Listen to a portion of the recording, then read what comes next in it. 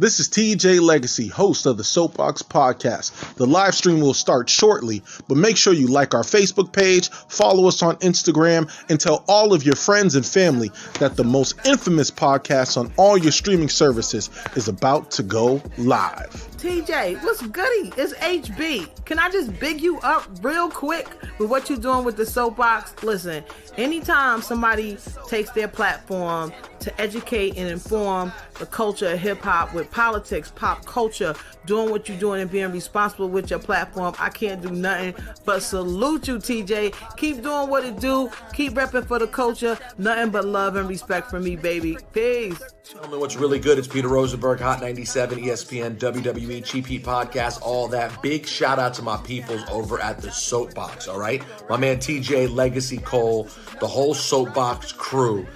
Incredible new podcast, all right? Politics, pop culture, hip-hop, even wrestling on occasion. It's all there. So go subscribe and make sure you tune in to the Soapboxx. TJ, what up, man? Appreciate you. Peace to the planet. Charlemagne the God here. What's happening, TJ Legacy Cole? Salute to you, King. Salute to the Soapboxx Podcast. The Soapboxx Podcast is an independent black media podcast, and they talk hip-hop, politics, pop culture, mental health, social justice, a lot of my favorite subjects. Check them out, man. Tune in, subscribe to them. You never know. I'm out here looking at all the different podcasts that are moving and shaking out here because, I got the Black Effect Podcast Network, so I'm going to be checking y'all out, TJ. All right? Keep working. The police are able to use the press to make the white public think that 90% or 99% of the Negroes in the Negro community are criminals. And once the white public is convinced that most of the Negro community is a criminal element, then this automatically paves the way for the police to move into the Negro community, exercising Gestapo tactics, stopping any black man who is on the sidewalk, whether he is guilty or whether he is innocent, whether he is well-dressed or whether he is poorly dressed, whether he is educated or whether he is dumb, whether he's a Christian or whether he's a Muslim. As long as he is black and a member of the Negro community, the white public thinks that the white policeman is justified in going in there and trampling on that man's civil rights and on that man's human rights. Once the police have convinced the white public that the so-called Negro community is a criminal element, they can go in and question, brutalize, murder unarmed, innocent Negroes, and the white public is gullible enough to back them up. This makes the Negro community a police state. This makes the Negro neighborhood a police state. It's the most heavily patrolled. It has more police in it than any other neighborhood, yet it has more crime in it than any other neighborhood. How can you have more cops and more crime?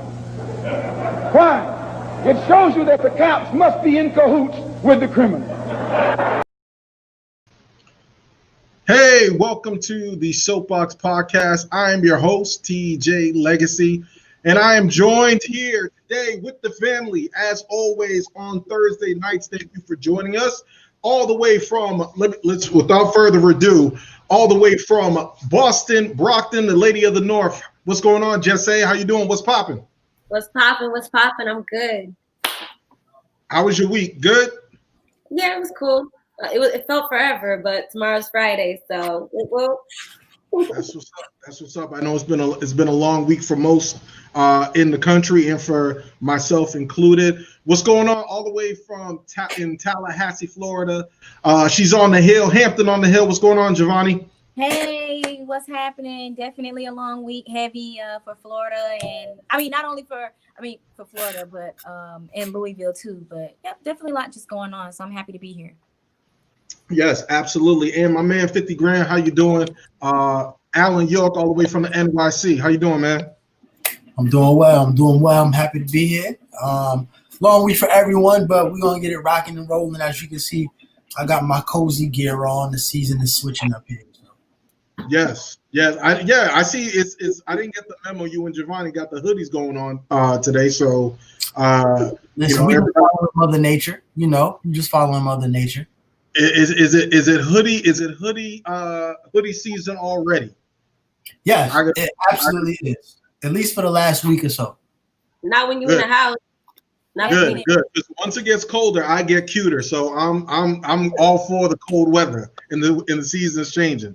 So for those who are now following us, please make sure we are the Soapboxx Podcast. If you're listening to us on our streaming services on YouTube, or if you're on Facebook Live with us, make sure you follow us on Instagram at Soapboxx Podcast with 2X Soapboxx Podcast. So I'm going to introduce someone, and I know we had some major things happening this week.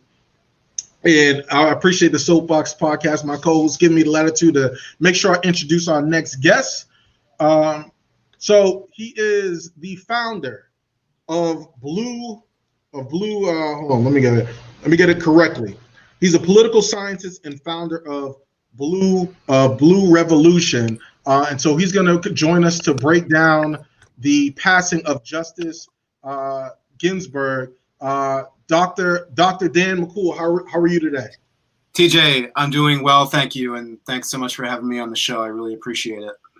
No problem. So I wanted to speak with you and really break down the significance of Ruth Bader Ginsburg's passing, Justice Ruth Bader Ginsburg's passing. I believe it was was it Friday?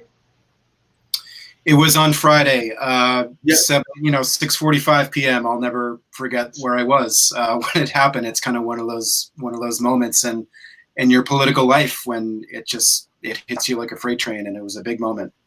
Yes. For those who are not in the know of this of Justice Ruth Bader Ginsburg and what she meant, can you explain to them what the historical significance of someone who was an icon like Ruth Bader Ginsburg's passing? Ginsburg was so many things to so many people, I think, both at a personal level and at an institutional level. Ginsburg was a trailblazer, obviously, for folks who've been watching, kind of the nonstop documentaries going on about Ginsburg in recent days. She was a feminist icon, someone who rose through the ranks to, the highest court in the nation. And I think that sort of in a very personal way that affected particularly a lot of American women and sort of changing, the standard of what it meant to be a Supreme Court justice. And in addition to that, I think just institutionally, Ruth Bader Ginsburg was able to sort of hold down the fort, I guess, on the progressive icon level. Yes. I think that there was, really not too many people that you can think of in the last 50 years or so who have been as iconic of a progressive icon in the legal world as she was. Yeah. So her passing it's just a tremendous loss. Yes. So her passing now, there's a vacancy on the Supreme Court. What are your thoughts on whether or not the current president of the United States, Donald Trump, should fill the seat, or should the next president or whoever wins the election fill the seat? Well, what I think should happen, if we're following precedent and norms and the flow of what's been happening in American politics over the last 5 or 6 years, is we should wait until a new president arrives, or the next presidential term, at least, no matter who wins on November 3rd. Donald Trump is certainly going to have a pretty good crack at filling that seat. For one thing, he does have a constitutional right to do so, just as Barack Obama also had a constitutional right to do so back in 2016. The Republican Party has more or less, in my opinion, ripped the guardrails off in terms of norms and procedures here, and I think that they're going to get their pick through probably, and I think that that's probably what's going to end up happening. But obviously, you'd like them to stick to the same standard that they had back in 2016, which probably won't happen. So I think that Mitch McConnell, who was known for stalling both as minority leader and as majority leader, for stalling everything under the sun, is going to have not going to have a very difficult time getting this pick through, I don't think, unfortunately. Oh, so you do feel like they're going to go through with it and be successful? I think so. It's like one of those moments in politics where the anger you feel does not, you feel like it really should match the situation, and you feel like someone should do something to, redress that anger. But rules are rules, and the Republicans are in charge, and Donald Trump is president, and there's Republicans in the Congress. And, if we wanted to prevent a 6-3 right-wing Supreme Court, 2016 was the time to do it. It really, when you just sort of get down to brass tacks, we can't do anything about that now. But I think that, I'm not saying that there's no way that we can stop it. There are procedural things that the House can do. Nancy Pelosi has talked about some of the things in her toolkit to slow this pick. Depending on when it happens, we could win the Senate seat in Arizona on November 3rd, which would seat another Democrat to vote against this pick. And then we would need only, I believe, 3 more Republicans. And that seat would be filled on November 30th, which could be, soon enough to prevent this pick from going through. But it's one of those things where there's like 5 or 6 things that need to go right here in order to have any shot whatsoever at stopping this. So you're the founder of Blue Revolution. Tell folks what Blue Revolution is and why you decided to create it. Indeed, thank you for asking. It's a group of 80,000 progressives, and we grow at about 1,000 members per week. We engage in campaigns. We raise money for campaigns. So in 2018, we worked with 23 Democratic House campaigns from all over the country, all running in red districts. And we funded those campaigns, and I think 17 out of 23 of them ended up winning during the blue wave of 2018. We've raised over $210,000 for whoever the nominee ended up being, which of course ended up being Joe Biden and Kamala Harris. And we do things like write postcards, write letters to swing state voters to try to make sure that they get out to vote. We've done over 1.1 million postcards and letters so far this year. And we're also just kind of a place for camaraderie. One of the things that happened, obviously, after Trump won was just a lot of trauma. People just thought that this was such a shock to the system, and they needed some fellow progressives and Democrats to commiserate with and plan with and get information with during this sort of panicked time. And, we like to think of it as a group where you can get some acknowledgement for your political pain, basically. Is the idea behind it. And people just add their friends all the time to the group. And, I just couldn't be happier that we've got something like this going. All right. So 40 days, my final question, 40 days out, what's the key to Joe Biden's and Kamala Harris' victory? I think at this point, if the election were held tomorrow, if I had the chance to choose the election being held tomorrow, I would probably choose it. I think Joe Biden's in the driver's seat right now. I think he's got above a 50% chance of winning for sure. So I think kind of sticking to the plan here, Joe Biden and his campaign. Joe Biden has basically acted like a coalition leader in the sense of bringing different factions of the party together and kind of, making sure that it doesn't fracture. And I think that they've done a pretty good job at that. Sticking to that plan, making sure that we get as many swing state Democrats out to vote as possible, and that's really the name of the game right now. I think so far so good with the campaign. He's up by about 7 points. I think he's up in virtually every swing state, but we can't stay home this year. No one can stay home. It's too important, and the court should point to the fact of how important it is, really. So. Well, thank you so much, Dr. Dan McCool, political scientist and founder of Blue Revolution. Where can they find you on social media before we let you go? Absolutely. Just go to Facebook, search Blue Revolution. It'll be the group with the big B. The logo looks like that, so you'll be able to see it. And just go ahead. There's a page in a group. You can like the page, and then you can join the group.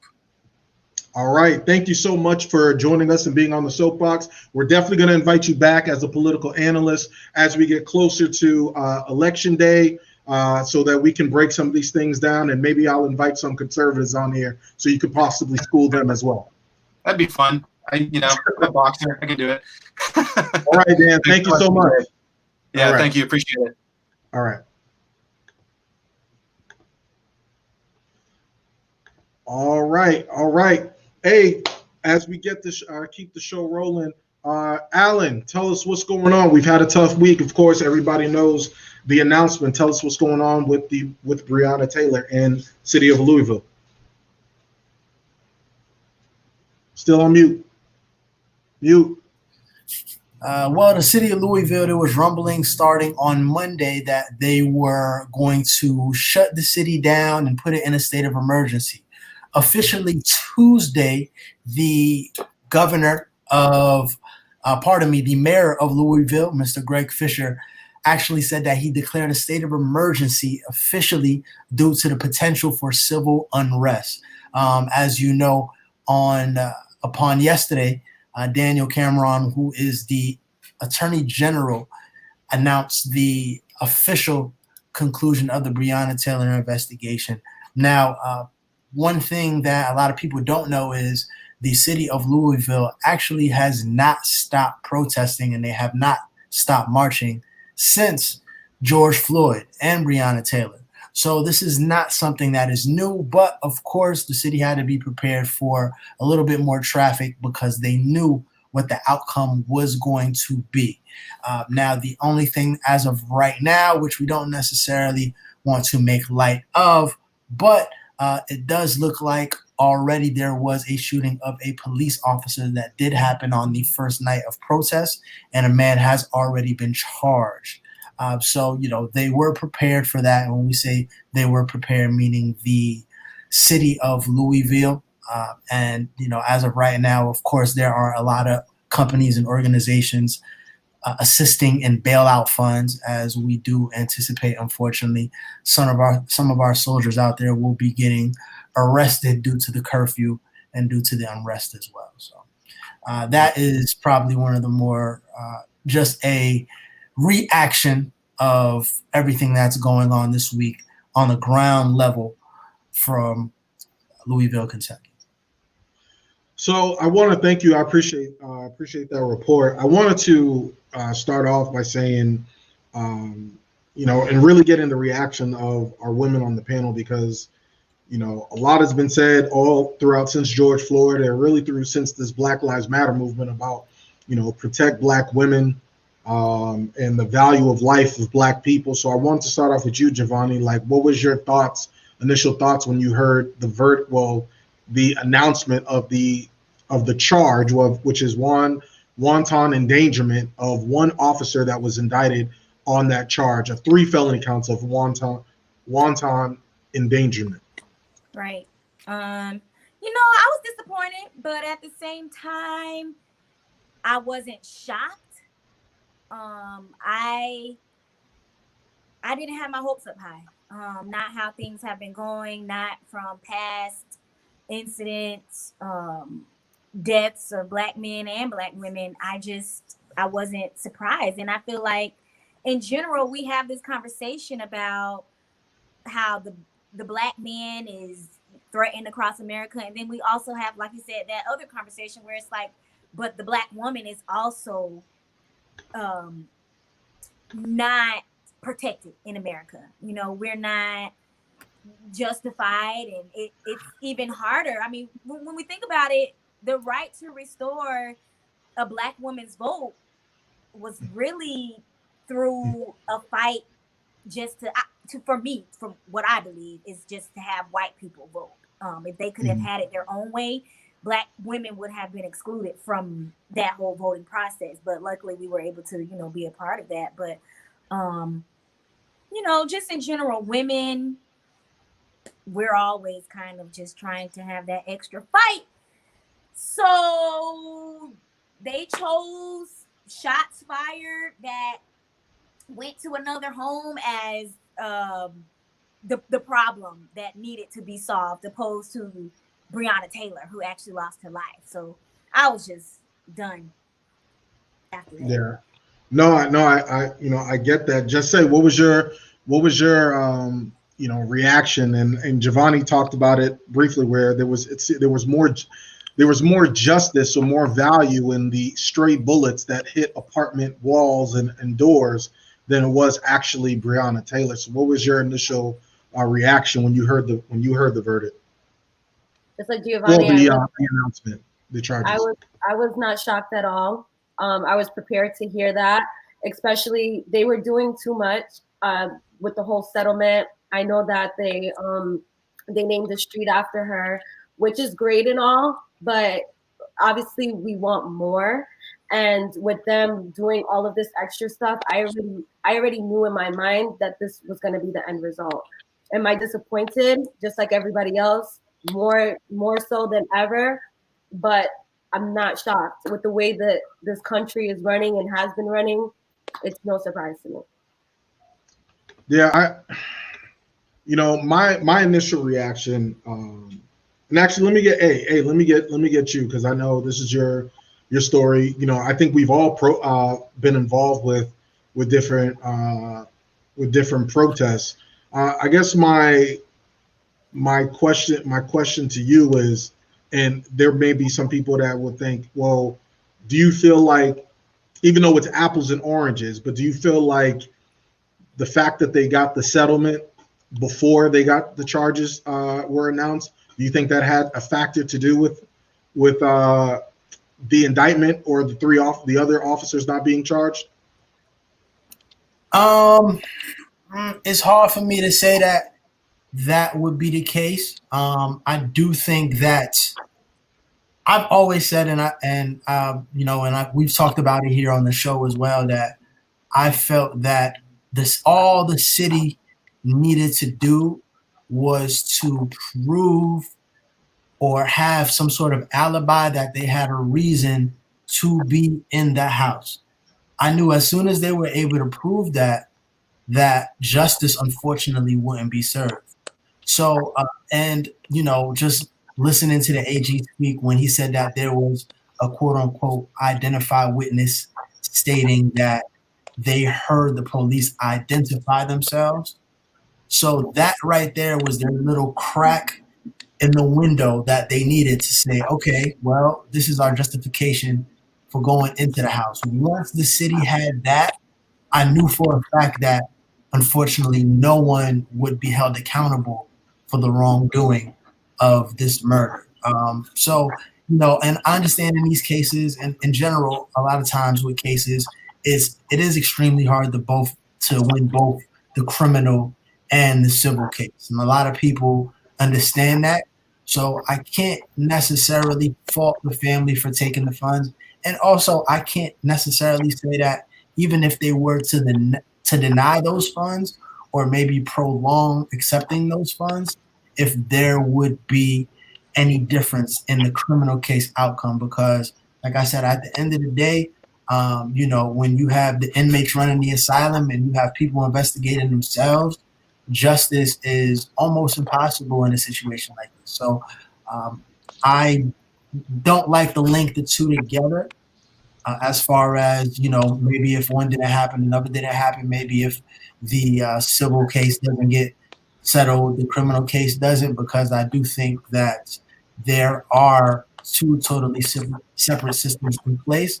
And at the end of the day, the money is tax money, it's taxpayer dollars. Essentially, this money is circulated within the community. That's not necessarily something that they're worried about. So I do kind of separate those two. Yeah, my initial reaction was simply this, guys. It was this is what the whole movement was about. It's actually about, the value of life. And this was a blatant miscarriage of justice. We have been marching and protesting in the streets, right? Everybody in their different ways, whether social media, in the streets, whatever, talking about Black Lives Matter, celebrities, athletes, all of this stuff, all these people with power and cachet have been talking about the value of life. And yet still, you have a attorney general who clearly who's married to the granddaughter of Mitch McConnell, who is on the short list for Donald Trump to be appointed to the Supreme Court, as we just talked about with the vacancy with the passing of Ruth Bader Ginsberg, and the okie doke of him looking like us, right? And this just proves to us, and this is just two things. This is why when we have conversations about race and your identity and who do you identify with, and some of this, when they're like, well, let me check your blackness.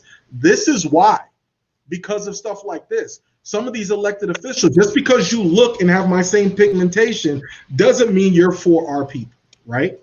So another part of this is when they're saying that an officer, you know how scary that is? I'm not saying I'm scared, but in a country we are dangerously close in this democracy, and that's what this episode is called. This episode is called the no peace part. Mm-hmm. Because something's got to change, right? Because if we're all on a team, right? And there's two things. It's either you're for reinforcing the institutions of white supremacy or you're for dismantling white supremacy. That's it. That's the teams. Those are the teams. Shirts and skins. That's it. And if you're for dismantling white supremacy, right now, this is a major L. Because what you're saying is, and we just saw this with Bolton John, and we just saw this now with Breonna Taylor, they're saying that no longer you're not even safe in your own home as a black person, and you have no equal protection under the law. And law enforcement can burst in your home, shoot you dead while you're asleep, like they did Fred Hampton, and nobody will be held accountable for it. Not only that, an added slap in the face is we will make sure that we charge an officer for the stray bullets that went into the white neighbor's apartment. Nobody will be held accountable for Breonna Taylor's death. $12 million is a settlement. And I believe in the economic portion of you're going to compensate me for my family. I get all of that. And I know, but we got to do, just like I say, we got to do a complete diagnostic in this country of the way in which we police. We have to do a complete diagnostic of what we're doing on the social justice and civil rights side of the game. Because right now we're taking L's on our side of the team, and we can't keep doing the same things. Because what's happening is we get an unarmed black man or black woman get shot. Then all of a sudden they go and solicit Attorney Crump or another attorney, but most likely Attorney Crump. Then we do a social justice campaign and social media and stuff. Then after that, people start marching and protesting in the streets. Then the law, even if it's clear in the law, they start telling us what the law can't do. Well, it can't do this. Well, it can't do that. And that's all white supremacy. Because we're not actually protected. So if we know this going in here, right? Besides every African American, and even myself included, everybody needs to be strapped. You no longer have the luxury to leave the Second Amendment off the table. You have to be strapped and protect yourself, because this notion that someone can just come into your house and kill you, you are in constantly danger. This is an uncivil war that's going on among Black Americans. It's uncivil. We just saw, you can't, so here's the thing, you can't be at a traffic stop, you'll get shot. You can't be in church, because we saw in South Carolina, you can't be in a place of worship because the white supremacists will come and shoot you down. So there is no escape. And when there's no escape to the oppression and and this white supremacy, the people are going to bust back. And you're already seeing it in Louisville. When you push people to the side, to their backs against the wall, you are asking for them to get more aggressive and cause panic. for people, because people are trying out here, they are trying to survive. Yo, they're killing kids. Kids, Tamir Rice, playing with a toy, they're killing kids. This is crazy, man.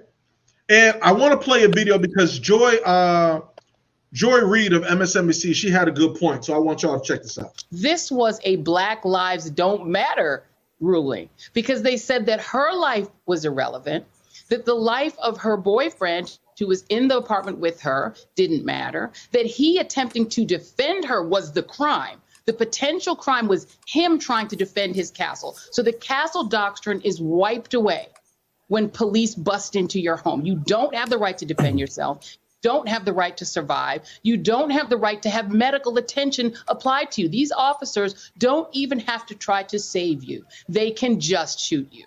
That is what I heard in this. Now, it didn't surprise me. I will say I have lost the capacity to be surprised. I'm never surprised anymore because here's the problem. The authority who will decide if your life is worth pursuing a case over is the partner of the police.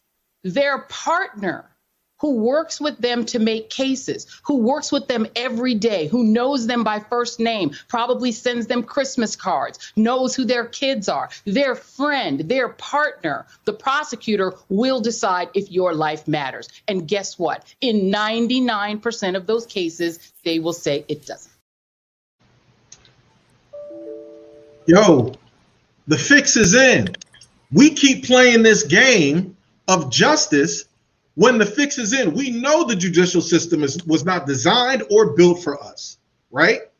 So, and then the people, when we want to put charges on them, these folks are in cahoots. They have these personal relationships. So now we got to deal with that. All of these people who are telling black folks to just go out and vote, I'm telling you, and I was a firm believer, y'all. I'm a firm believer, and I was like, look, I registered people to vote. I've done it for years. Y'all know my background. And those who are viewing it, y'all know my background. If there's no punitive legislation, federal punitive legislation punishing these race soldiers disguised as law enforcement officers to protect black men, women, and children, what the fuck are we voting for? That's a real question. Y'all, it could be rhetorical in nature. Y'all can ask, write in the comments. If I am not safe to walk down the street without being harmed, harassed, or shot dead, whether it's in broad daylight or even in my own home, Trump is not the end game. Having Trump not there in office, that's not going to do anything but allow Democrats to kind of sweep it under the rug if there's no agenda that's going to give us any tangible resources for it. These lawmakers need to start going out and they need to start putting themselves in our shoes. They need to be on the front lines as well, because at this point, yeah, it's just like, okay, so y'all behind the scenes, maybe doing the work, filing legislation that never gets passed. But we're the ones catching the felony records. So, I mean, that's right. It's just like my thing is that we've been saying no justice for so long. They've been showing us no justice. We are coming dangerously close in this society to the no peace part. Oh yeah. It's coming. It's coming. Because guess what? Rayshard Brooks, they're probably going to drop those charges on those officers too in Atlanta. Yeah. So people are going to say, wait a minute. So you want me to give you a blank check to vote? Yeah, we know Trump is the boogeyman, and oh yes, we get it. But how are you going to protect me and my children if you can't even protect me in my own home? This is just a relationship thing. Women, let's look at it in a relationship aspect. Men are taught to do what? Provide and protect, right? If you can't provide or protect your own, then what value do you have to me? So I have seen. Go ahead, TJ.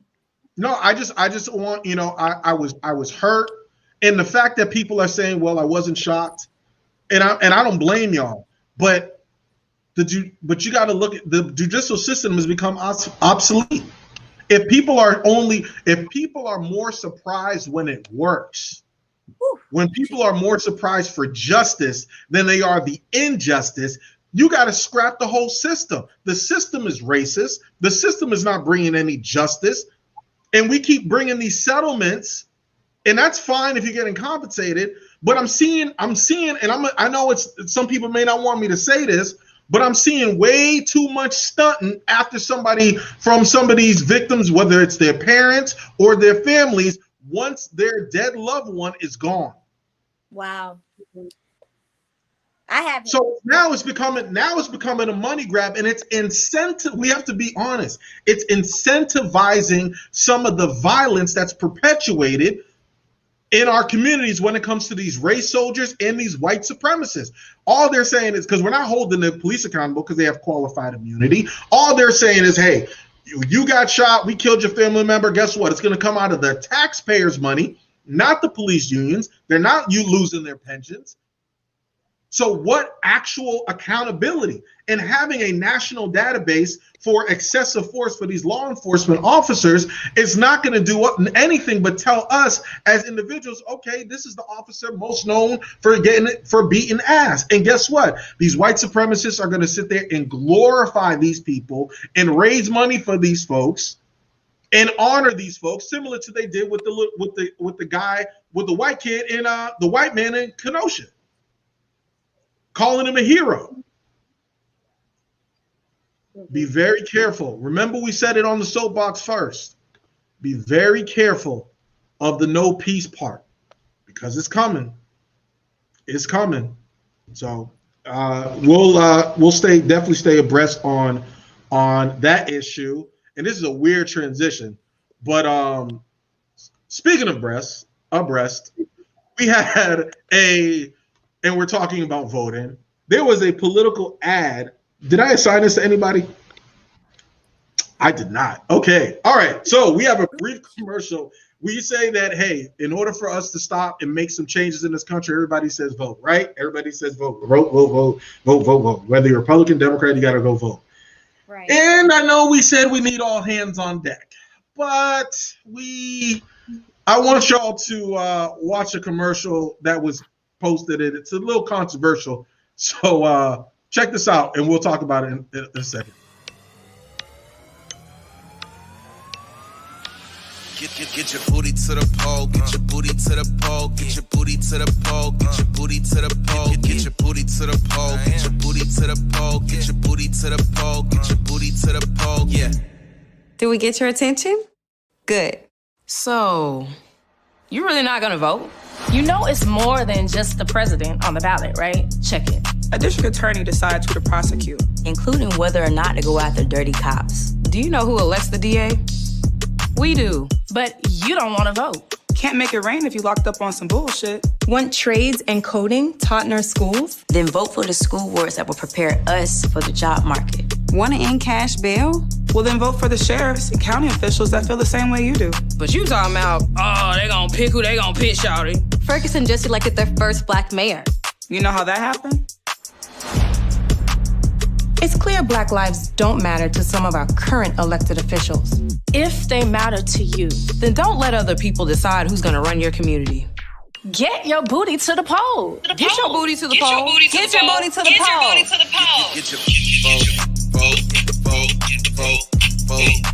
For information on how and where to vote, as well as resources to find out who's running where you live, go to getyourbootytothepoll.com.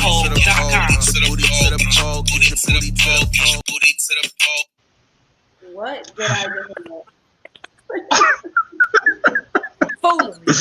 I don't know who I'm gonna throw this to. Hold on. This commercial was made by the director. What was her name? I think it's some Barnes, Director Barnes. Hold on, give me 1 second. Yeah. So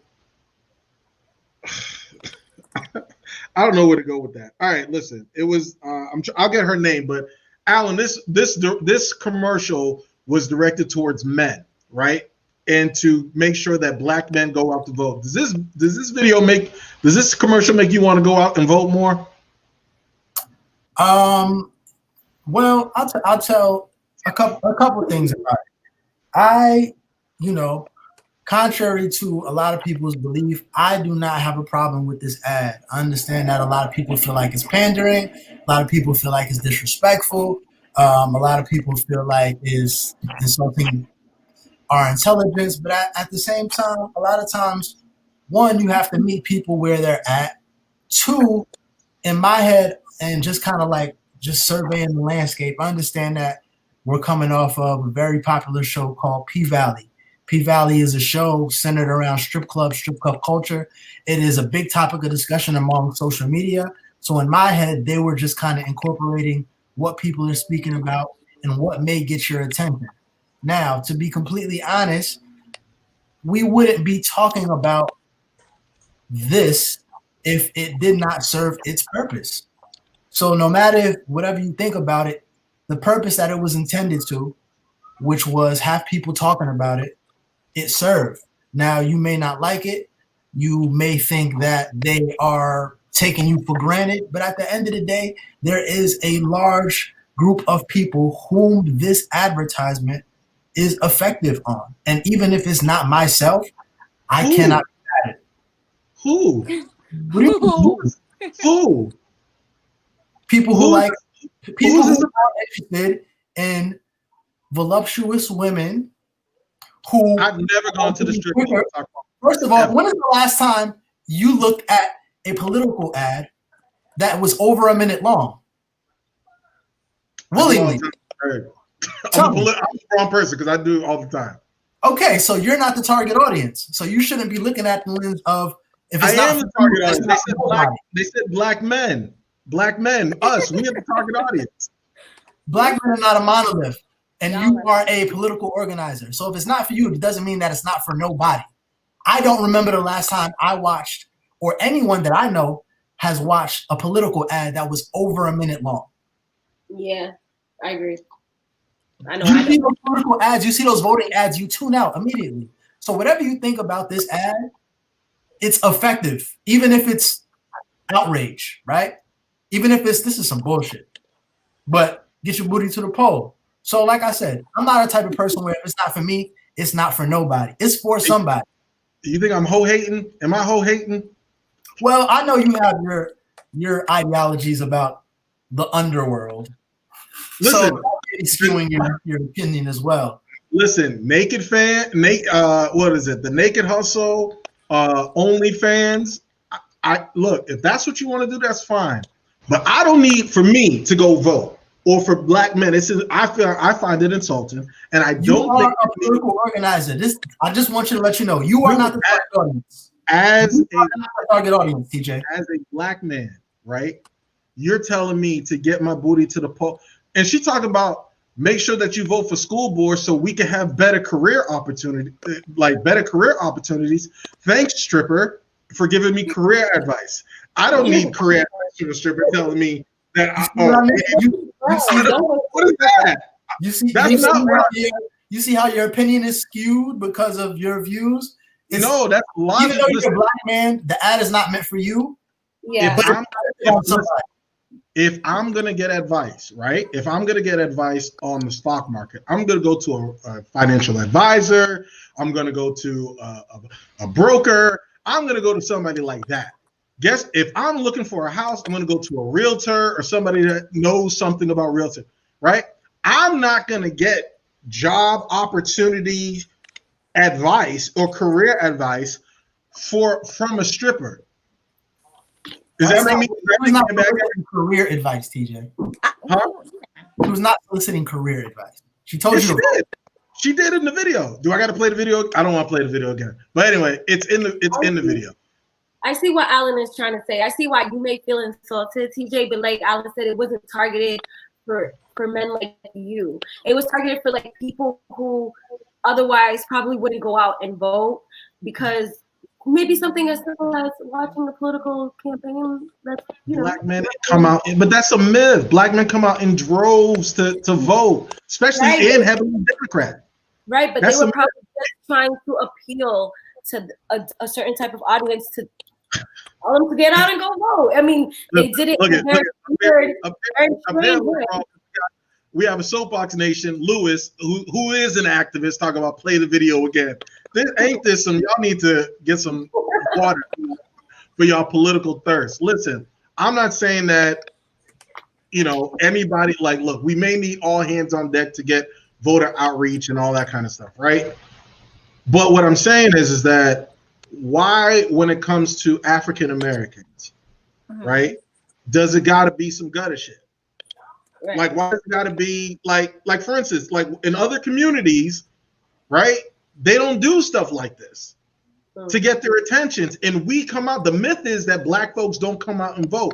We do. We're literally the driving force of the Democratic Party, right? So why does it always have to be I know she's your girl, but why does it have to be Cardi B's our political pundit? Lizzo's our political pundit. Strippers on the booty pole is doing all the twerking and stuff to get out the vote. We got to stop. We got to raise our level of expectations, and we're better than that.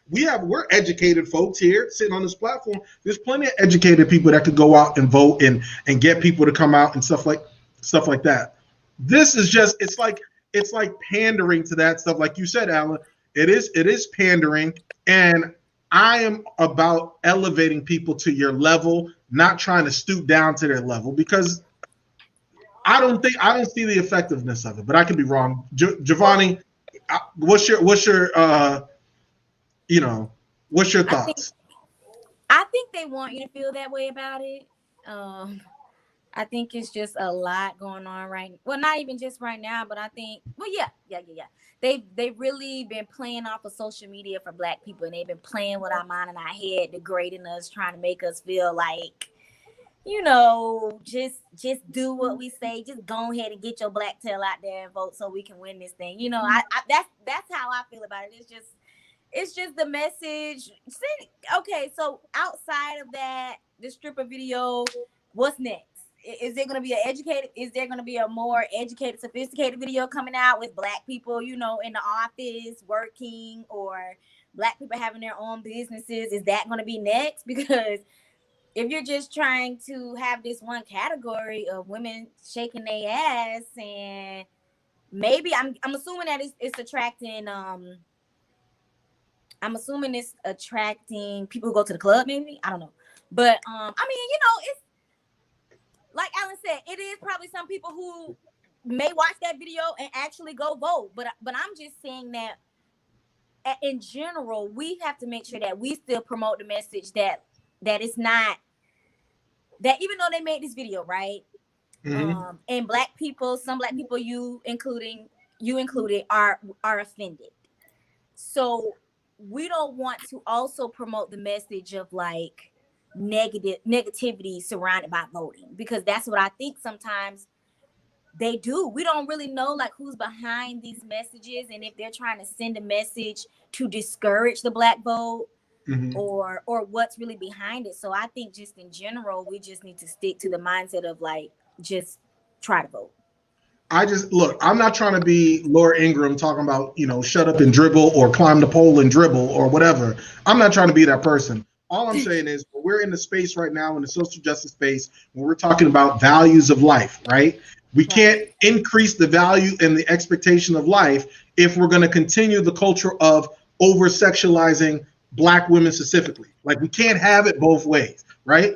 And so when we're talking about get your booty to the polls and all, like, I didn't like how they made the Black women. They were so aggressive to me. Just because you a stripper don't mean you got to be on there cussing. What I think somebody was talking about, if you don't vote, I can't remember, but I remember somebody on there cursing, and I'm just like, why couldn't, even if they were, the girl with the boosie fade was real aggressive.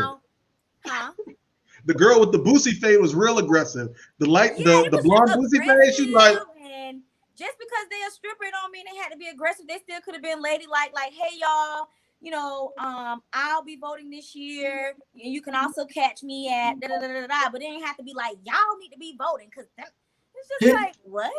Yeah. And then, but here's the thing. One, just to kind of like counter your point, TJ, there are tons and tons of stereotypical right-wing political ads about voting. There's people spitting in the mud, the American flag waving, shooting ducks. Those exist. Every single demographic has their opinion. This is not black community specific. My point is to that is we already differentiated. We talked about teams, right? That's not my team. I'm worried about my team over here. Because you just said that, I'm sick of them doing it to us. Every single demographic has someone who they're pandering to. Okay. But black folks, I get it, but can black folks afford it? Now, there's other people that can do a whole bunch of gutter shit in other different communities. Can we afford it? Right? Because Get Your Booty to the Polls, I guarantee you, is going to be played at the next protest rally. Okay, but can we afford and I'm gonna be right there. Get your booty to the polls. You know what we can't do? We can't afford to leave people behind, right? True. So, like I said, if it's not for me and you, it's not for me and you. But there's someone who was gonna grab. Unfortunately, like I said, also there are tons and tons, dozens and dozens of political ads and go to vote ads that come out every single day. Whatever you're looking for, it's like music. There's people in the office that has a go to vote ad. There's people, construction workers go to vote ad. None of that gets the traction that this does, and that this is getting. So at the same time, when we say, why is this happening? This conversation is why it's happening. Because a lot of those other methods and those other advertisements don't go a tenth as far as this does. All right, I'll let you have the last word. on that. All right, y'all could go to getyourBootyToThePolls.com and get your political education. Jesse, speaking of social media, what's going on with Bronny James? Yes, so Bronny James posted a video of him smoking that reefer, and people started going crazy. TJ, I think you have a clip, right? I do. It's a very quick clip, but hey, here you go. Don't blink, y'all. This is Bronny James, son of, NBA Lakers, LeBron James, who should be winning right now, hopefully. You sound gay as fuck. You sound gay as fuck. You sound gay. That's it. Blow it down, Bronny. Tell me why. Why are people making that such a big deal? He's 15 years old, granted. And I guess, he has to set a certain standard because of who his dad is. But social media, they taking this out of proportion. Why? I don't know. I mean, I feel like we should normalize smoking a reefer. It's from the land. It's good. How young were you when you first started smoking, Joe? Well, because back then, that wasn't really a thing. So yeah, no, we're not gonna do that. Back when? I didn't say. She's. What? Just say answer that question like how was the police? Like this ain't no job interview. Then you already on the soapbox. Back then, I wasn't gonna listen. I forget how old was I when I gotta say I tried. I think I tried it when I was tried it when I was his age, probably 14, 15. No, I was a little older when I tried it. I think I was out of high school when I tried it. Oh, okay. What about you, Javonni? You don't believe me, Alan? Making that face? I'm dead serious. What about me? What? How young were you when you first smoked weed? If you have. Right, all making assumptions. Yes. I'm trying to think. Must have been a long time ago. This is like a grandma. You're like, what is it, 77? 77? But not laughing. But I tried it. Oh, probably college. Oh, probably college. Hey, what do you? Yeah, I'm gonna just say college to be safe. Yo, so Jesse, do you think? Well, Alan, let me ask you. What about you? Tried or succeeded? Oh my God, really? No, it's not. It is different. He's right. It's definitely different. No, because when I was young, I'm like, yo, I'm into sports. I'm not smoking. I might have took one puff when I was 14, and I didn't know what I was doing. So the homies was like, never again. And so I probably didn't actually succeed till I was honestly in my 20s, mid 20s. Smoking was never really my thing. Yo, all I'm saying is, I don't necessarily. I think with Bronny, it's different because in our day and age, and we're not that old, but it's more of like you can't post everything on social media. Like you got to be more aware that you are the son of LeBron James. You are the heir to the throne. So you got to be LeBron James, who's married to a black woman, who's had beautiful kids, who's had no off the court scandals, speaking up for social justice. Like you can't. He's done an impeccable job, and he's had the media pressure since day one. So Bronny, who's about 3 years until he is in college, and then probably one more year until he's in the NBA. Like you got to be more cognizant of that. And his dad's in the bubble, so his dad probably saw that and really wanted to rip into him, but couldn't get to him because he's in the bubble. So Bronny out here, wow. So listen, Savannah tore that ass up. I know it. Savannah looks like she don't play no type of games. How old is he? 15. Yeah, and I actually think this was like one of those. He probably meant to send it to his close friends, and then he yeah, that one little finger, the green button, and then the all button, and then it was too late. It's already out. Now, where do they live? L.A. So is it? I know it's legal in LA, but is it legal for minors? Nothing's legal for minors. No. So he on there illegally blowing the pack. Oh my gosh, his parents could go to jail. I'm telling you, Savannah whooped that ass. I know she did. I know she did. Listen. Look, he's got to make sure that, look, as long as it don't affect your future, when it starts affecting your life, then you gotta pump the brakes. Don't be a weed head. You see what I'm saying? Yeah. Look at Jesse, just like he's like, I beg to differ. No, like if you smoking every day, it's much. That's much. It depends how often. I don't think if you smoke much, absolutely not. I disagree with that. Really? Like if you have like anxiety, or if you get like some type of pain, or if you just like, it's like drinking a glass of wine every day. It's the same thing as smoking a blunt every day. I did smoke a cigar yesterday and drink wine at happy hour. And I smoked a cigar and I drank wine at happy hour, and I felt amazing. I felt so relaxed. See? So that might be my new move. I mean, I got to work out and I'm, smoking a cigar. I may have to pick one, but yo. And that is gonna harm you more than a blunt would. Just saying. Drinking, you talking about drinking? Yeah. Spoken like a true pusher of the narcotic. But that's why they pushing CBD now. That's why they pushing CBD. I tried that too. That doesn't do nothing to me. Yeah, I don't really like CBD. It's supposed to have more of like the medical effects of it, like people with migraines and body aches. It's supposed to tap into that arena of. Yeah, I've used it quite often, and it definitely keeps me relaxed. So. Yeah. That's more like why you keep laughing, TJ? She said no, just the way Javonni is like, you're like in your what 20s, right? I'm 26. I know I got an old spirit. Yo, Javonni be talking like she 7'2". Yo, all right. Speaking of LeBron James, Alan, what's going on? LeBron James got called out. Man, our man's Bron got called out by a gentleman named Colby Covington. Now, who is Colby Covington? You may have heard of him, you may have not, but he's actually a fighter in the UFC. Technically, as of right now, he is number 1 in the welterweight rankings. TJ, I know you have a clip of all that shit he was popping off, so go ahead and run that for the people.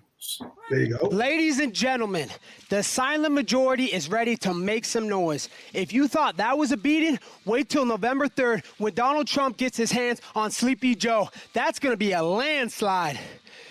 Hey, and I want to dedicate this fight to all the first responders, all the military out there. you know, this world would not be safe without you guys. You know, you keep us safe. And, you know, not these woke athletes, man. I'm sick of these woke athletes and these spineless cowards like LeBron James. And speaking of spineless cowards, Marty Fake Newsman, Street Judas, we got unfinished business. There's nowhere to run and there's nowhere to hide. I'm coming for you. You're next! Yeah. So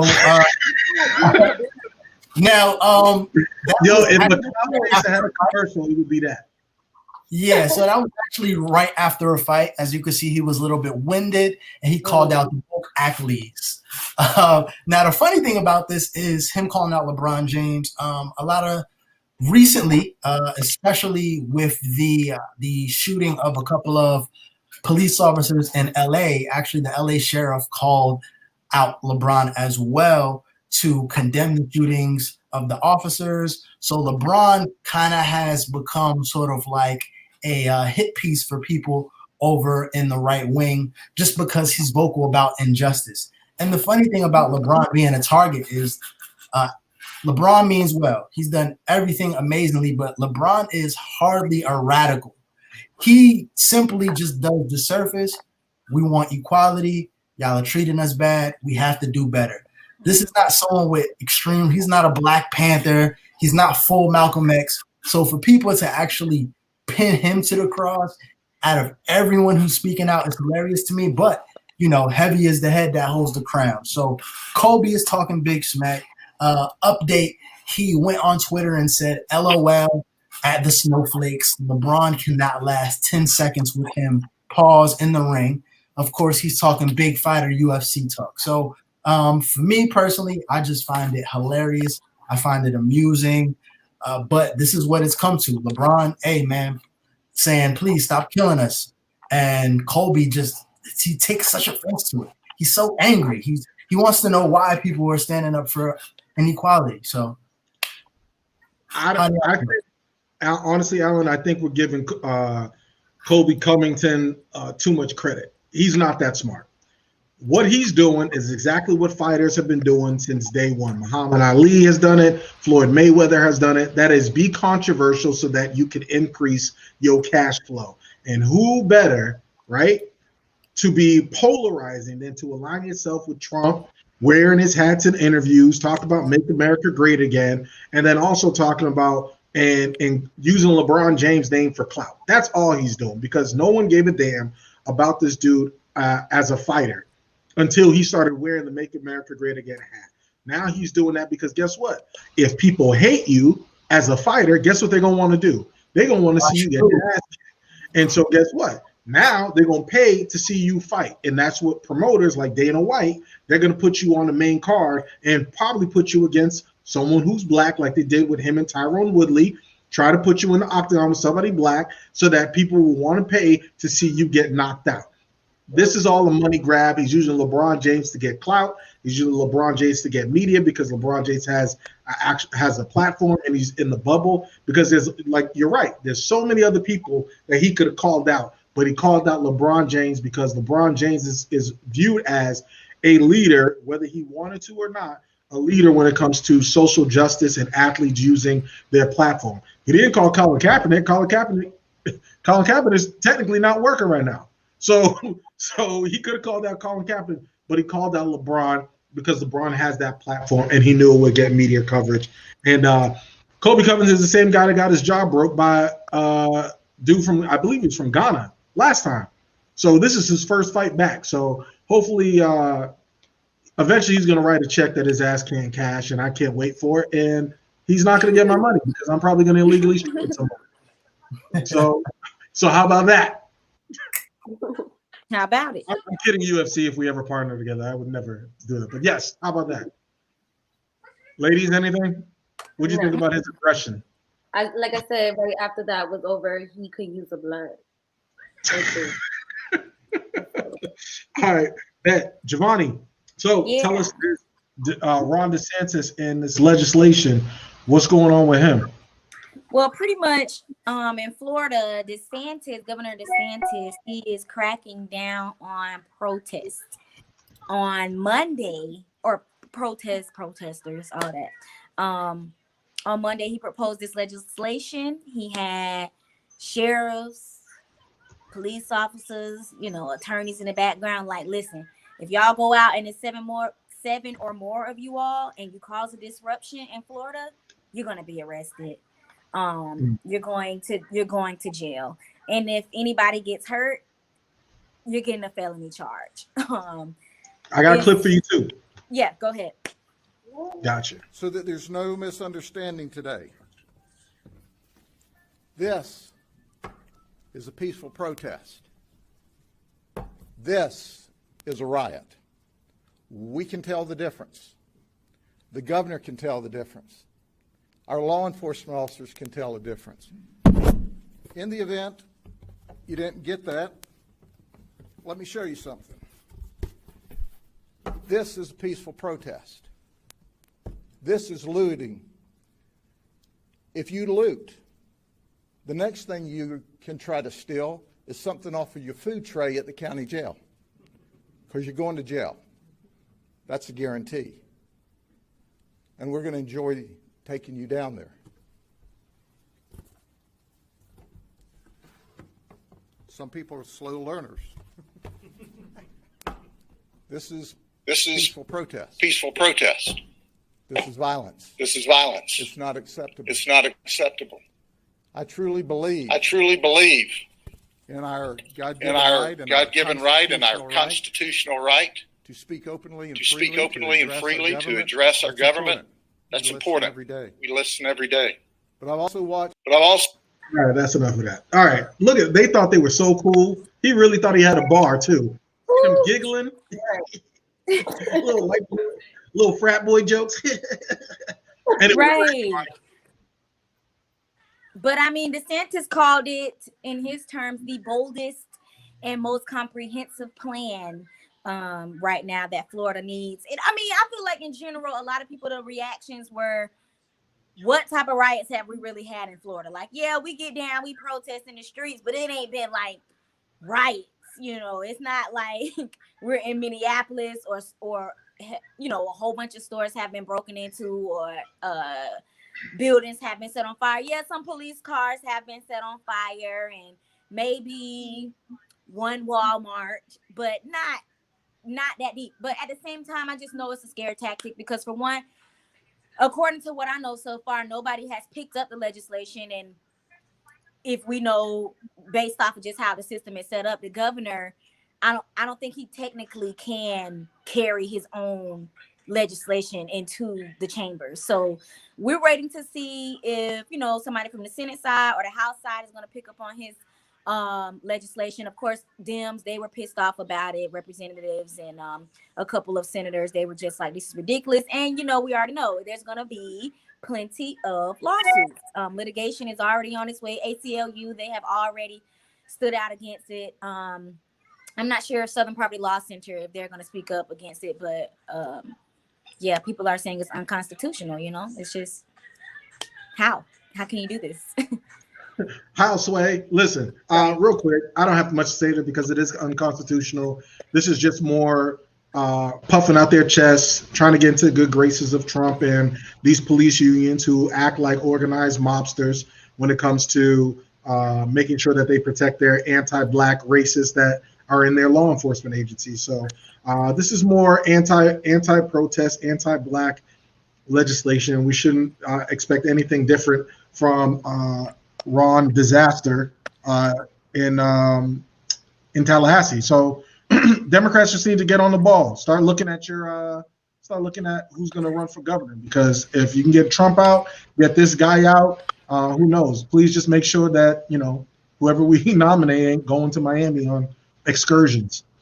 That's it. Keep that same energy during the Super Bowl when your team loses and they out there burning shit. You're right. Yeah. A lot of these colleges and stuff, Florida State fans, they damn near want to revolt. I've seen it. Yeah. I mean, yeah, the legislation is bold. We don't know where it's gonna really go. The trash. That's where it's going. The waste basket. And I know some of these bigger states were like, really, Florida? Okay, you know, because we always on some. People already know this is like the crazy state, but we're not necessarily the state with the well, we have police brutality, but y'all know what I'm saying. It's not like Minneapolis.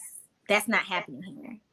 No, at least not to my knowledge. But but the other thing that I want to mention, over 90% of the protests are peaceful anyway. They know that. They don't care about protests are peaceful here. So hopefully that legislation won't even have to come about. But I guess he's just putting it out there like, I'm sick of y'all in Florida doing this, and Tampa, I guess maybe they had some problems.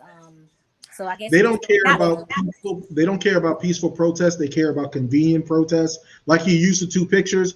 They want protests where they could sit there and say, okay, at 9 o'clock, you guys can march around in circles, but at 9 o'clock, your temper tantrum is supposed to end. So you need to get back in the house. Okay, we know you're upset. We'll let you be upset till 9 o'clock. Then you need to get in the house. That's not what protesting is. Protesting is not convenient. Protesting is not about having police escorts when you're marching. Protest is literally making people uncomfortable and bucking the system. So, see what I say with Javonni? But also, like, I wanted to bring up something else. And I know this isn't on the agenda, and I know we push it for time, but I did want to mention what's also happening right now. You know, we have elections coming up. The deadline to register in Florida is October 5th. Felons have had their restoration of rights restored through Amendment 4, but the only way they could do that if they pay off their fines, fees, and restitution. Businessmen, celebrities, NFL people have been donating to this fines and fees program, but now there's an investigation into Michael Bloomberg because he said he was going to give $16 million to Florida Rights Restoration Coalition to help people register to vote. Yeah. So now we don't know if that money is actually going to help people register to vote before October 5th, because the Attorney General is like, nope, that money may be unconstitutional because it's kind of like you're buying votes. That's kind of what I feel like that's what they're saying.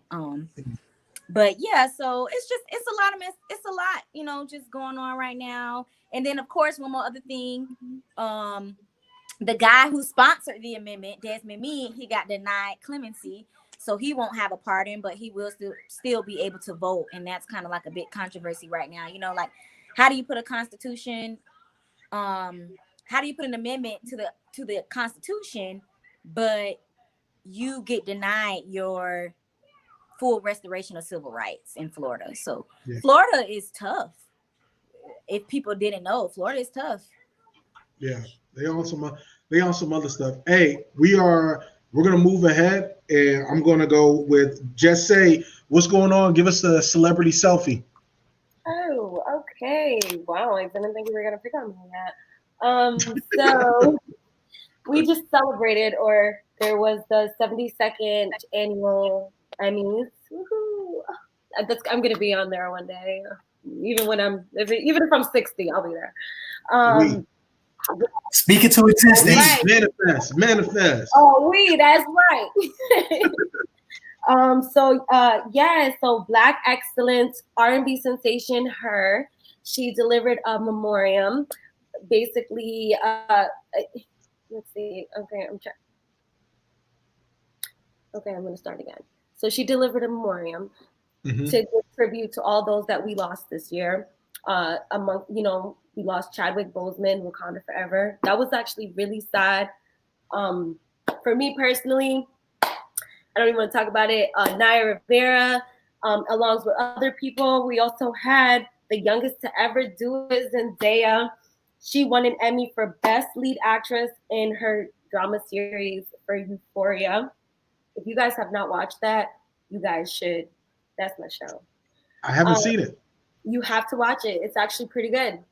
I like it. I enjoy it. And you might not like it because I don't know if we really like the same things, TJ, but it's amazing.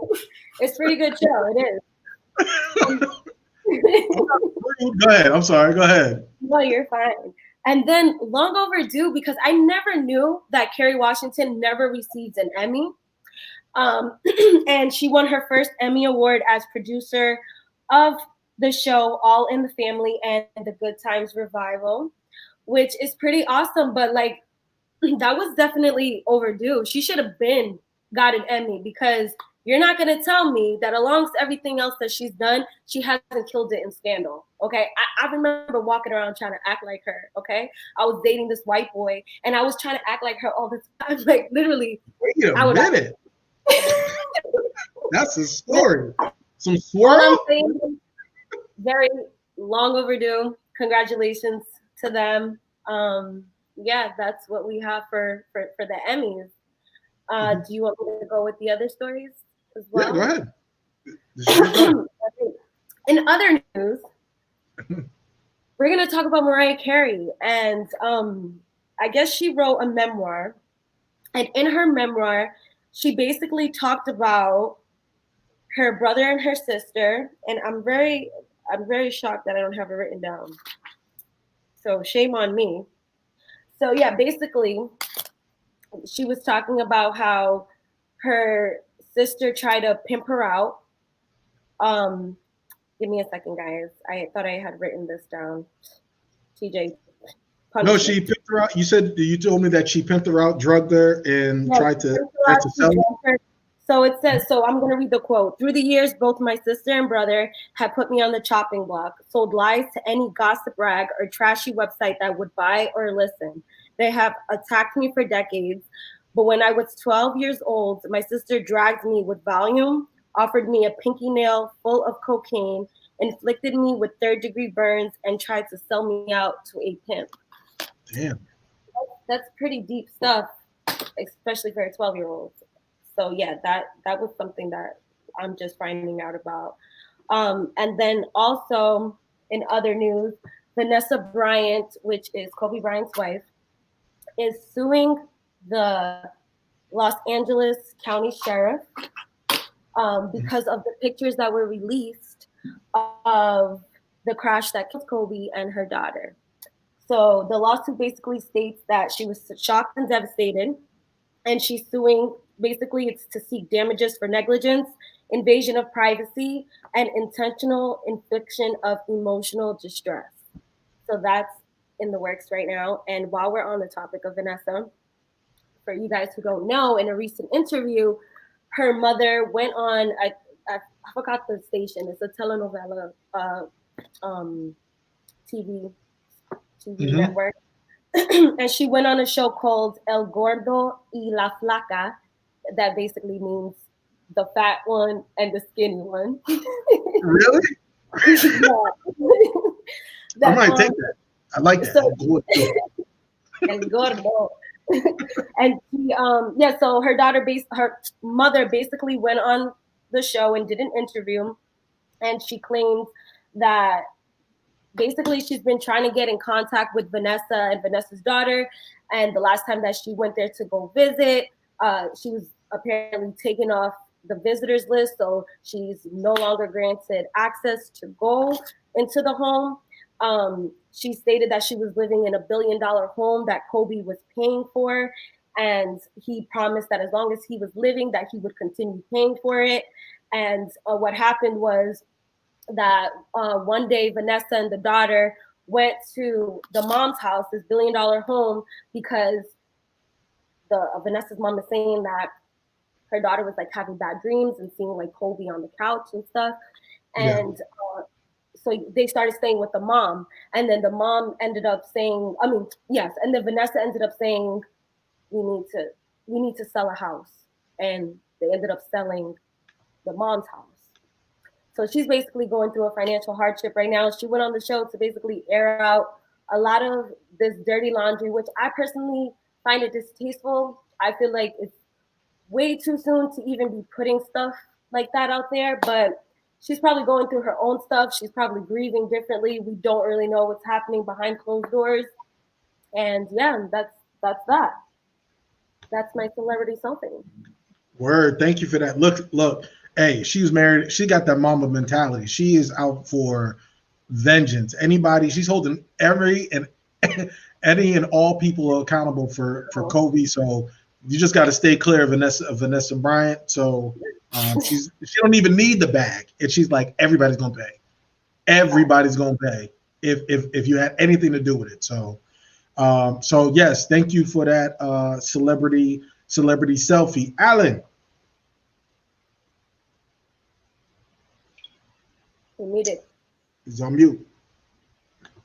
I ain't want y'all to hear me clearing my throat out, because I gotta give a good salute, a no salute, a soapbox salute to my man, one of my favorite players of all time, Deion Sanders. Now, Deion Sanders recently just accepted a head coaching position over at Jackson State. For those who don't know, Jackson State University is a HBCU. Now, a lot of people, if you guys have been following Deion Sanders in Florida State, he did want to coach at his alma mater last year, but, the powers that be decided to pass on him. He was issued other coaching opportunities, but he decided to go back to an HBCU and coach there. Now, for people who may not be aware, Deion Sanders is someone who is a big proponent and a co-signer of HBCUs. I understand that he's one of the talent scouts for HBCUs when they're going into the NFL combines. Additionally, he's always a big supporter of the youth. He spent the majority of his post-playing career teaching high school and youth football, giving back to the community via all of his philanthropic work has been zeroed in on the youth. So between that and his love for HBCUs, this seems like a perfect marriage. Also, it's a huge, big profile, big name that's going to be shedding light on HBCU football. So we do appreciate Deion for doing something, quote unquote, for the culture. But we know that this is not something that is newly on his heart. This is something that he has been preaching and he has been telling us about all of these years. So a soapbox salute to Deion Sanders for taking your platform and shining it on the people who need it the most, the people within your community. I can do nothing but salute you. Wish you the best, my guy. That's what's up. Yeah, man. Deion Sanders. Some shout out to the HBCU love. Hey, there's gonna be a lot more college athletes. I'm talking like big prospects that go to Jackson State. Hopefully, some of them will go to Florida A&M University on the highest of 7 hills. Shout out to the alum, to the Rattlers on the Soapboxx Podcast, showing our HBCU love. It's okay. It's an HBCU thing. Y'all probably don't understand, but yo, real quick, thank you for that soapbox salute. Real quick, I was gonna do sounds about white, but we got a little time, so let me go ahead and do that real quick. So we had this week, right?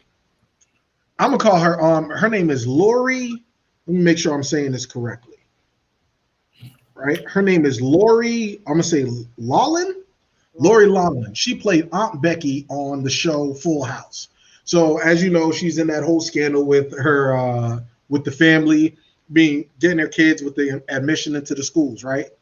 Using their white privilege to do so. So she was sentenced to 2 months in prison. Only 2 months for this scandal. Meanwhile, you have other families, there's a black mother who was sent to prison for a much longer time just by using a different address on her kids' documents to give her kids a better education. But what makes this sound so white, which is our weekly showcase of egregious white privilege, is that the judge that she got to pick which prison she went to. So she's going to the prison closest to her $9.5 million home, which is, and they also have offers yoga, origami, and ukulele lessons. So she's going to summer camp. She's not going to prison like everybody else. And I just look at that as just another egregious display of white privilege, and shows you why the criminal justice system, there's two systems, and that system does not work for us. And it also doesn't work for the poor either. So when you're rich and you're white and you're privileged, this is the type of treatment that you get to select the prison that you go to, like it's a bed and breakfast or a vacation destination where you're going to do some yoga. I can't do, I'm not out. I'm barely could do yoga out here. You're going to be doing yoga in prison? So I don't get it. Anyway, the next thing about Sound So White is, speaking of HBCUs, shout out to HBCUs, we had the CEO of Wells Fargo come out and say that, well, that he just thinks, and I just want to make sure I get the quote correctly. He says, well, it might sound like an excuse.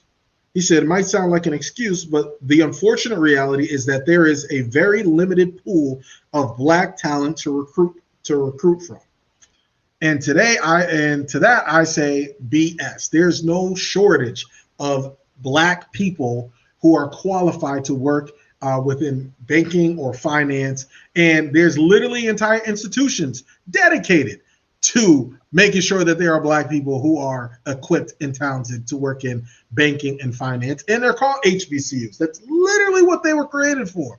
But Sounds About White is about white people using illogical, nonsensical, logic just to justify things that's really just BS. So because he says, oh, well, there's just no talented people, so that means that we can just continue to just hire the same old white folks, same old white executives, which is some BS. So so those are my Sounds About White. Those are him just saying that there's just talent, less talented Black people. Yeah. Let me funny thing is, I actually worked for Wells Fargo for 6 months, right? I worked for Wells Fargo for 6 months. Ironically enough, I ended up leaving because the path to promotion wasn't what they explained it to be during the interview. So essentially what I did was, I had a certain position at another bank. I decided to leave. I went to Wells Fargo under the impression that it was initially going to be less responsibility than what I would previously had at another bank. However, within 6 months, since I did have this amount of experience, I would be promoted to where I was previously at my older bank, and actually at a higher position. But essentially it was just kind of like, listen, take one for the team. We don't have this position right now, but we understand your skill level. So within 6 months, we'll make sure to go ahead and promote you. It was kind of clear and obvious to me when starting with the company that is just kind of something that's the carrot that they dangle in front of you. So I ended up working with a branch with a lot of talented people who essentially were like, listen, I was supposed to be promoted X amount of time. You're going to have to get in the back of the line, bro. So it's not going to be 6 months. Essentially, it's going to be at least a year. And then you have to go through the system where, of course, it's outside of performance. You have to go through these hoops and ladders, which, of course, in the corporate setting, just waiting for a year for a promotion does not sound bad. But I'm saying, as far as, like I said, the conversations that were preliminary had with myself and other people, the issue that we were having was that they weren't open to promoting people who were ready because of their quote unquote structure for promotion that they had in place.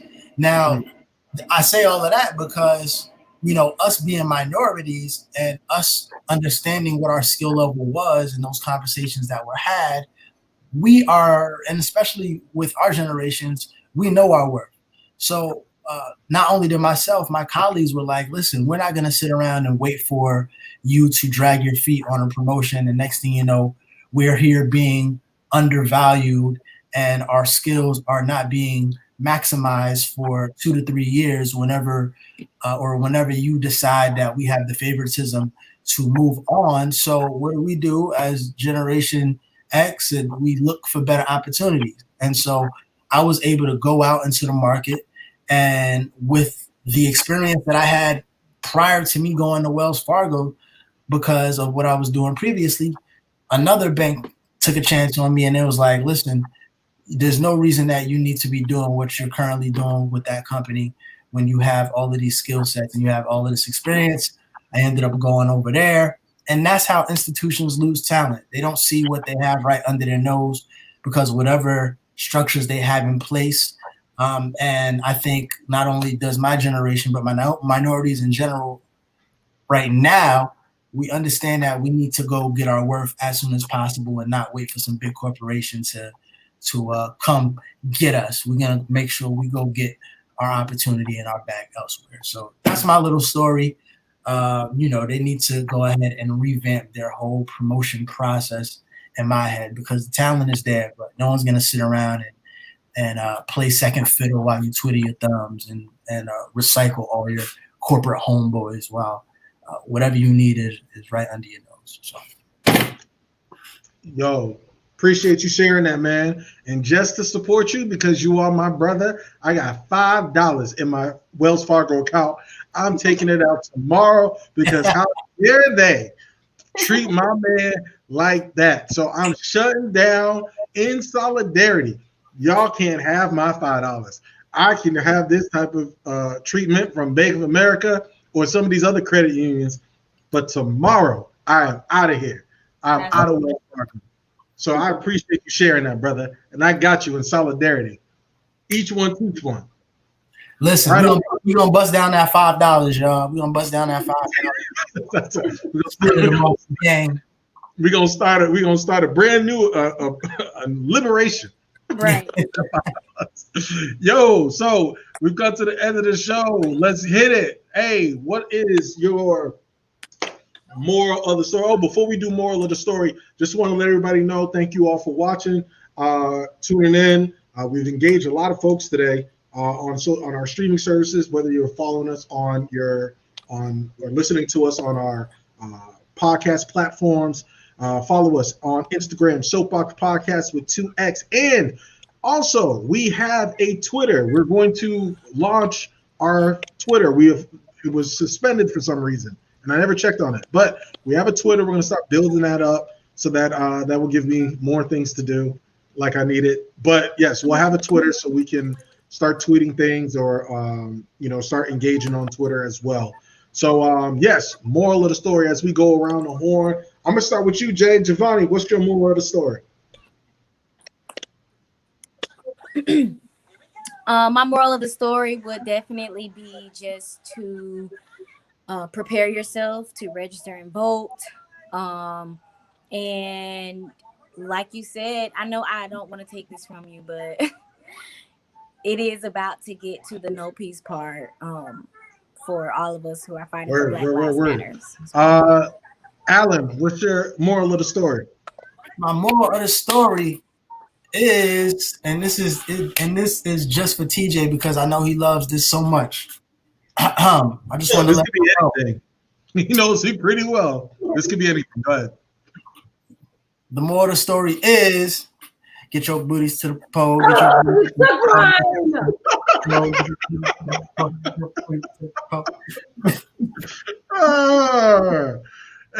Anyway, just say, was that yours? He stole yours? Yes, I was gonna say smoke the blunt and get your booties to the pole. Damn.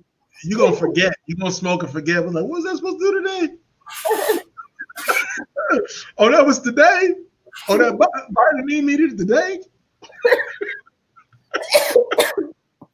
Look, we don't know. So now you cough. We don't know if that's Rona or weed smoke. Stop it. Funny. All right. My moral of the story is, the no peace part is real. It's coming. Make sure that you are protecting yourself, protecting your family at all times. Also, I do want to remind everyone, even though things are going on politically, I had to remind myself this today. Make sure that you are still trying to find your joy. I know last season we talked about finding your joy, finding your peace, whether it's in focusing on self-care, whether it's working out, whether it's reading, whether it's, listening to other podcasts. Listen to this one first, but then if you want to listen to other inspirational podcasts and not our foolishness all the time, listen to that. Make sure that you're listening to music and making sure that your life is fulfilled with purpose.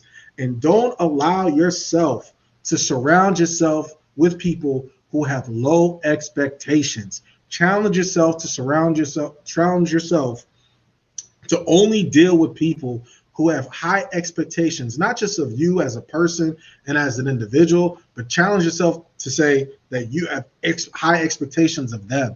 Too many times when we talk about team, what team are you on? Your own individual team. Like, for instance, here on the Soapbox, I'm surrounded by individuals who push me every day, whether they realize it or not, by just them living their lives and doing what they're doing individually.